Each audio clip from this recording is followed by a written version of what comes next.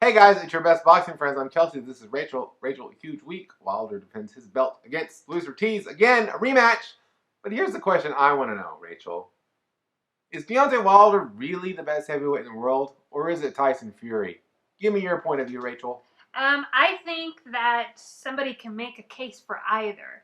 I'm going to go with Deontay Wilder because I just feel like he has been successful for a really long time, is very consistent and doing what he does. I believe that he has had 10 title defenses. This will be his 10th defense. This will be his 10th defense, and that's just significant in any weight class. All that together, and I feel like Wilder it was hard for him to be accepted by hardcore boxing fans because I feel like they sold him short because he didn't box the way they thought he should box, and that he came in later was he's not somebody that was boxing at age 6 or whatever, and it's like just part of who he is. But he had a late start, and his team took him slow, and I feel like he got, cut short for those reasons. But once he came up, and then he's just been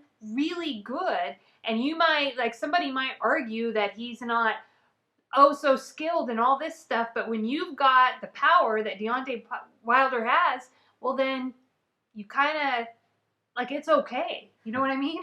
Yeah. And he's just consistently we can't say oh well I just don't like him, and so they don't. And I feel like people did the same thing with Vitaly Klitschko. They were like, oh, he's boring or he's this, and I was like, he is winning. He is dominating at what he does.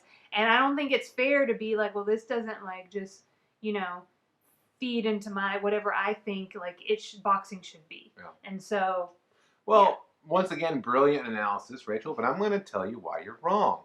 Tyson Fury is the best heavyweight in the world, and Tyson Fury is the best heavyweight in the world primarily for 2 reasons. First of all, he's the real heavyweight champion. He's the lineal heavyweight champion. I know it's overused by ESPN, and it bothers me how they use it, but it is true. Tyson Fury is the guy. Yeah, we don't have a problem with the lineal the concept. I love it as a concept. because Tyson Fury is the guy that took that away in an upset, by the way, over Vladimir Klitschko, when Vladimir Klitschko seemed like he was unbeatable. And yet in the fight, Tyson Fury won that fight pretty convincingly. It was a convincing win.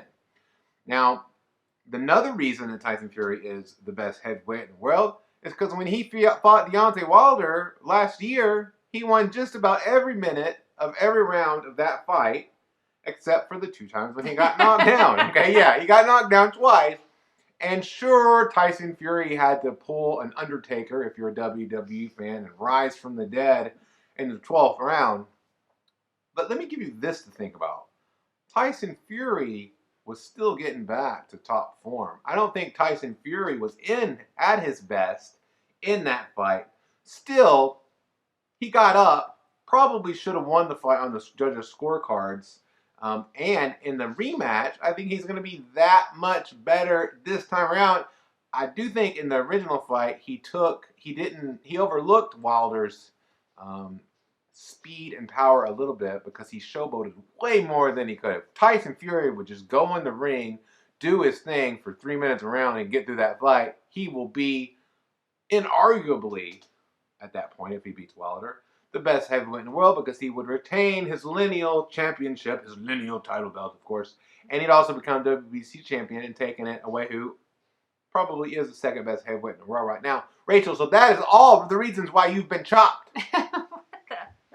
No, well, like I said, at the beginning, it's hard for me, so I kind of go back and forth. Yeah. And I'm like, well, Tyson Fury, not only was he's really skilled, then he had a layoff, and then he came back and really showed me, especially after some rusty fights, right out of the gate, that he is really, really good.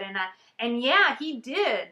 He was winning those rounds against Wilder minus the knockdowns. And but on the other hand, I'm like, you know what? I don't want to be part of the people that keep selling Deontay short. You know what I mean? He has done what else does he have to do to like win people over? Right. You know, he just keeps winning, and he's like, hey, I picked Deontay Wilder in the first fight, and I think that both of us go back and forth on this very topic all the time. So one day I'll think Deontay Wilder is the best, and you'll think Tyson Fury is the best. Another day it'll be reversed.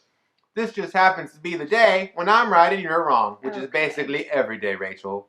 What? But how's that possible? Don't think about it too much. But you know when people are never wrong?